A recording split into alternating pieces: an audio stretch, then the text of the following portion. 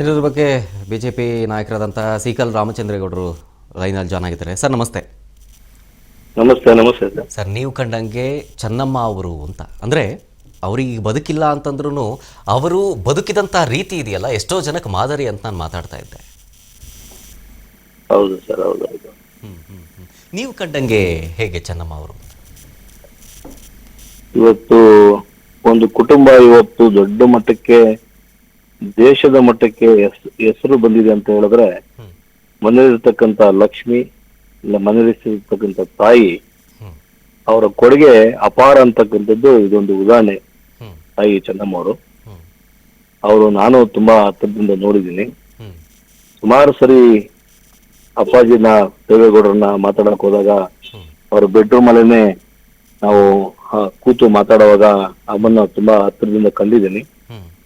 ಅವರು ಇಡೀ ಕುಟುಂಬನ ಅವರು ದೇವೇಗೌಡರಿಗೆ ಯಾವ ತರ ಈಗಲೂ ಕೊಟ್ಟು ಕುಟುಂಬನ ಬೆಳೆಸ್ಕೊಂಡ್ ಬಂದಿರ್ತಕ್ಕಂಥದ್ದು ಒಂದು ದೇಶದಲ್ಲಿ ಉದಾಹರಣೆ ಕುಟುಂಬ.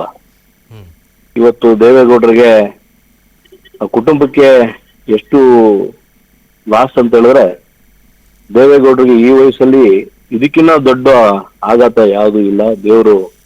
ದೇವೇಗೌಡರಿಗೆ ದೇವರು ಶಕ್ತಿ ಕೊಡ್ಬೇಕು, ಅವ್ರ ಕುಟುಂಬಕ್ಕೆ ಈ ಶಕ್ತಿನ ತಡಿತಕ್ಕಂತ ಶಕ್ತಿ ಕೊಡ್ಬೇಕು ದೇವರು.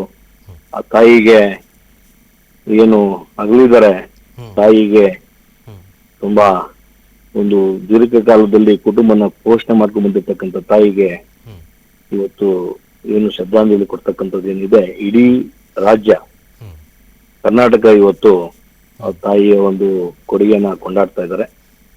ಅವ್ರ ಕುಟುಂಬಕ್ಕೆ ಈ ನೋವನ್ನ ಬರ್ತಕ್ಕಂತ ಶಕ್ತಿ ಕೊಡ್ಲಿ ಅಂತ ಪ್ರಾರ್ಥನೆ ಮಾಡ್ಕೊತೀವಿ. ಸರ್, ಕಡೆದಾಗ ಅವ್ರನ್ನ ಭೇಟಿ ಮಾಡಿದ್ದು, ಮಾತಾಡಿದ್ದು? ಇವ್ರನ್ನ ಮಾತಾಡಿ ನಾವೊಂದು 2-3 ವರ್ಷ ಆಗಿತ್ತು. ಹೋದವಾಗ ಮನೆಗೆ ಹೋದ್ರೆ ಊಟ ಮಾಡ್ತಕ್ಕಂತ ಏನ್ ತಾಯಿ ಹೇಳ್ತಾ ಇದ್ರು, ಊಟ ಮಾಡ್ಕೊಂಡ್ ಬರ್ತಾ ಇದ್ವಿ, ಪ್ರೀತಿ ತೋರಿಸ್ತಾ ಇದ್ರು. ಆ ಒಂದು ಕುಟುಂಬಕ್ಕೆ ಇವತ್ತೇನು ಆಧಾರ ಸ್ತಂಭವಾಗಿ ಏನು ಅವ್ರು ನಡ್ಕೊಂಡ್ ಬಂದಿದ್ದಾರೆ. ಇವತ್ತು ಏನಿದೆ ಅವ್ರ ಕುಟುಂಬ ಇಡೀ ದೇಶದಲ್ಲಿ ಏನು ಕೀರ್ತಿ ಅಂತ ತಂದಿದೆ, ಆ ತಾಯಿ ಆಶೀರ್ವಾದದಿಂದ, ದೇವೇಗೌಡರ ಶಕ್ತಿಯಿಂದ ಇವತ್ತು ಇರ್ತಕ್ಕಂಥದ್ದು. ಇವತ್ತು ಕುಟುಂಬಕ್ಕೆ ದೊಡ್ಡ ಆಘಾತನೇ ಆಗಿದೆ. ಇದನ್ನೆಲ್ಲ ಬರ್ಸೋದಕ್ಕೆ ಎಲ್ರಿಗೂ ಶಕ್ತಿ ಕುಟುಂಬಕ್ಕೆ ಕೊಡ್ಲಿ ಅಂತ ಪ್ರಾರ್ಥನೆ ಮಾಡ್ತೀನಿ. ಎಸ್ ಎಸ್ ಥ್ಯಾಂಕ್ ಯು ರಾಮಚಂದ್ರೇಗೌಡ್ರೆ, ಇಷ್ಟೊತ್ತು ರಾಜ್ ನ್ಯೂಸ್ ಜೊತೆಗೆ ಮಾತನಾಡಿದ್ದಕ್ಕಾಗಿ.